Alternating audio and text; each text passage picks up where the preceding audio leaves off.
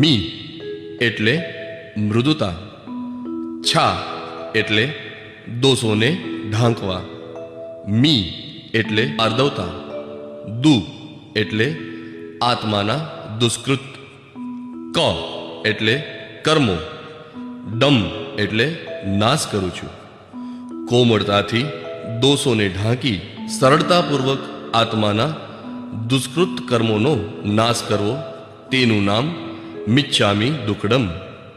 તૂટેલા મનને સાંધવા માટેનું સોલ્યુશન એટલે જ મિચ્છામી દુક્કડમ. અમે તમારા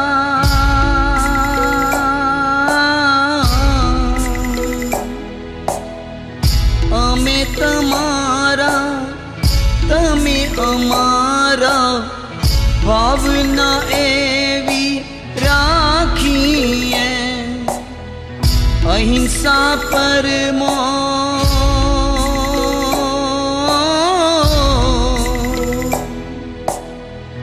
અહિંસા પરમો ધર્મ આપણો, તેજ રાહે ચાલીએ, દેશ શક્તિ